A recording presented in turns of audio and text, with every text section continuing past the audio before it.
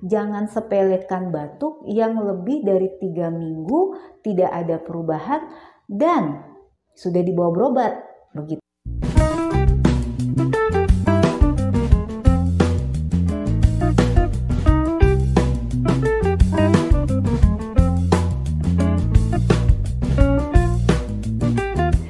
Selamat pagi sahabat Hermina, kembali lagi di podcast Hermina kali ini bersama saya Dr. Askia dan narasumber kita yang spesial hari ini bersama Dr. Nanda, spesialis paru di Rumah Sakit Hermina.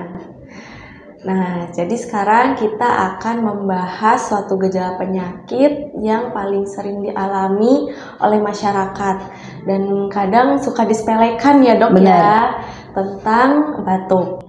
Nah, kapan sih sebaiknya kalau misalnya dengan pasien dengan batuk itu berobat langsung ke dokter spesialis paru, dok? Ya. Oke, terima kasih dokter.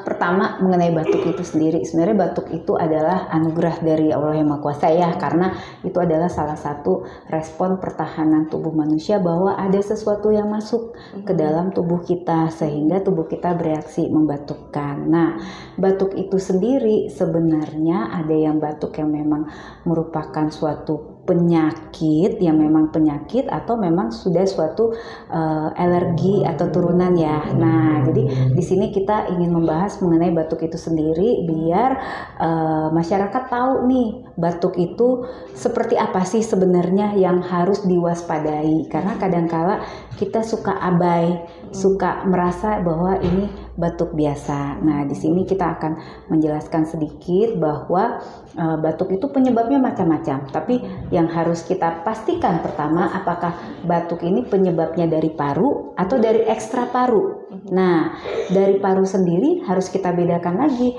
apakah dia suatu infeksi atau suatu yang non infeksi. Nah, yang infeksi kita harus tahu lagi apakah dia suatu bakteri atau suatu virus ya. Kalau bakteri contohnya yang TBC, ini yang gampang-gampang aja dok kita sebutin. Nah, kalau bukan karena infeksi biasanya karena suatu kanker atau suatu alergi yang biasanya pada orang asma. Suka sekali itu batuk ya dok ya, batuknya orang asma itu bukanlah batuk infeksi ya.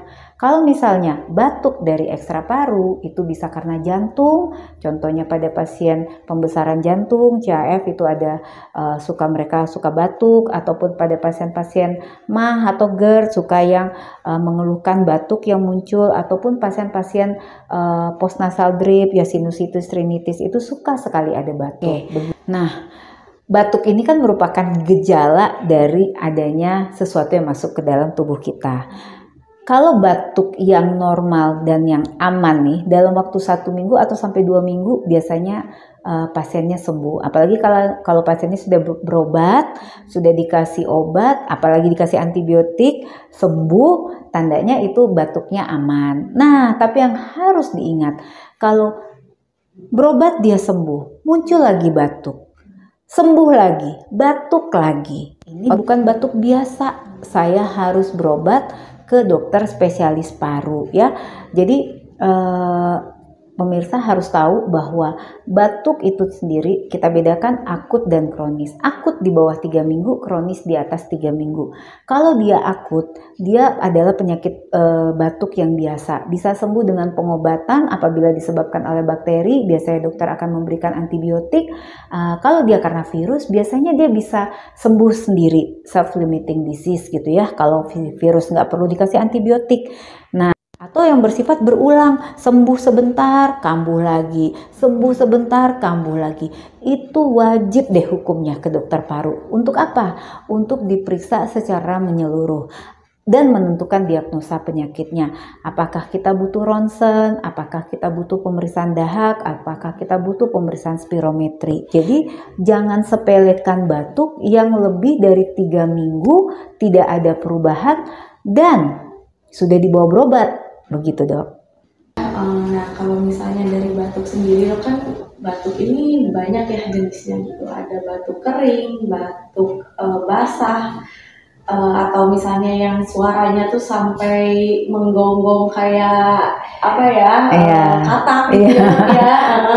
Nah, itu tipenya tuh apa saja ya dok ya untuk batuk. Nah terus juga yang seperti apa nih yang berbahaya batuknya? Oke.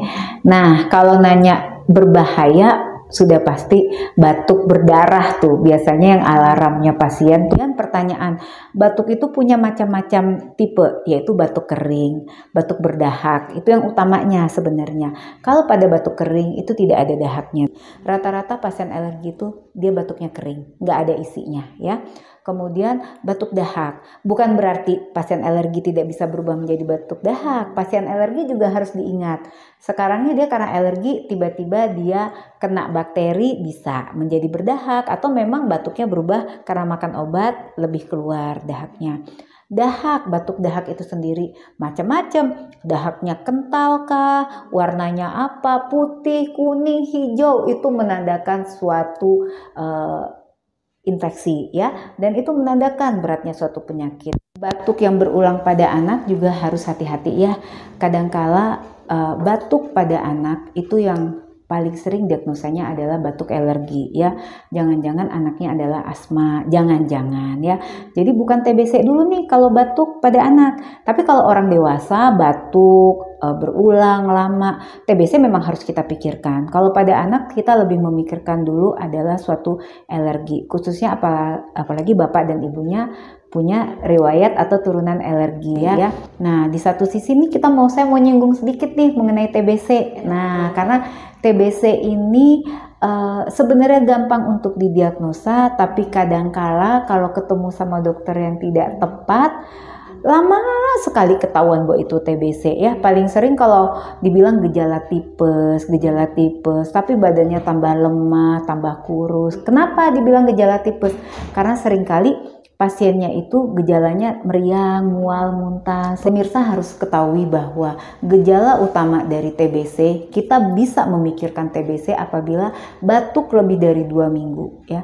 Kemudian disertai oleh demam.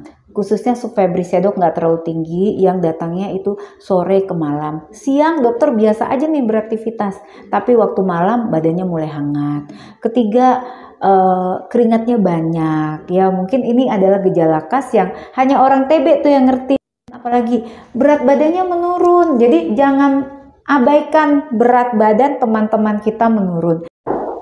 Ya, sahabat Hermina, pembahasan kali ini sangat daging sekali ya dok ya tentang batuk ini. Nah, untuk sahabat Hermina di Tasik nih, dengan keluhan batuk yang sudah tadi dijelaskan oleh dokter Nanda ya, yang dengan batuk lama gitu ya dok ya, yang tidak kunjung sembuh, boleh langsung dikonsultasikan ya ke Hermina Tasikmalaya bersama dengan dokter Nanda, dokter spesialis paru kita.